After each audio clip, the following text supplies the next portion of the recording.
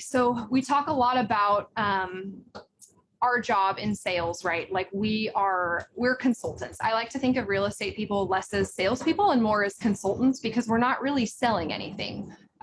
You can't make somebody buy a house or sell a house. That's a decision that they're going to come on their own to, with or without you, right? So your job is to help them through the process, not to sell them on a house or sell them on doing that, right? They're gonna decide that on their own. It's too big of a life event to have true influence over their motivation.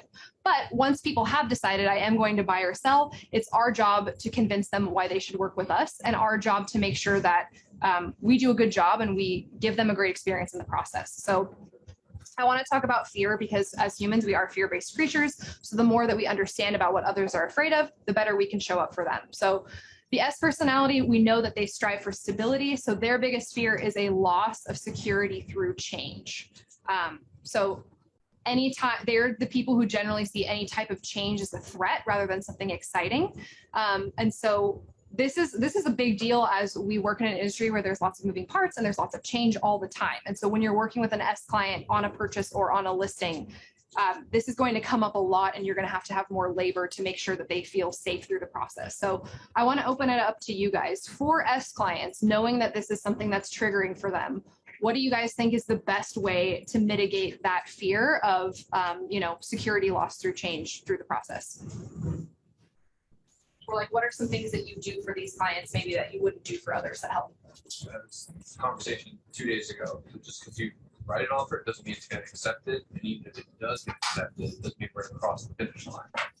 That's what contingencies are for. That we used to back out if something doesn't look right. But then even going further down the line, like just because you buy this home, like you're not going to live in it forever.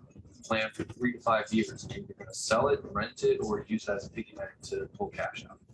So like just kind of putting them at ease, I guess. Yeah, I love that. So if you guys didn't hear online, KP said, he lets his clients know just because we put in an offer in doesn't mean it's going to get accepted. And just because it gets accepted doesn't mean that we have to follow through with it. We have all these contingencies. And he also mentioned reminding clients that, if the house doesn't work out or you don't love it, this isn't a long-term thing. You have options. You can rent it out. You can sell it after a couple of years. You're not stuck with this decision. So guiding them through that and reminding them about kind of their fail-safes or their safety nets in that process is super important. I think that's awesome, Katie.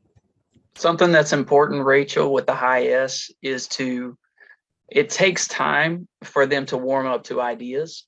So eliminating the time pressure with things by talking way in advance is very helpful, and letting them know that they're going to have time to come around to things, and then repeating those things often up until that point, like Chris said. So like if we say, hey, we're going to get into escrow here. You don't have to remember this now, but this is what to expect. A couple of days go by. Hey, remember we talked about this is what to expect. A few more days go by. You remind them again. By the time you actually get there, they're not only ready for it, but they've emotionally come around to it, and they can accept whatever you give them at that point.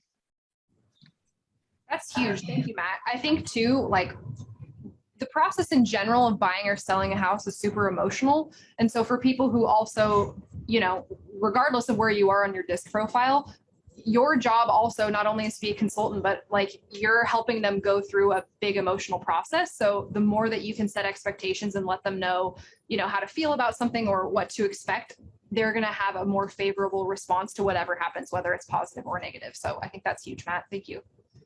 Yeah. Always mention it's my job to protect you through every part of this process.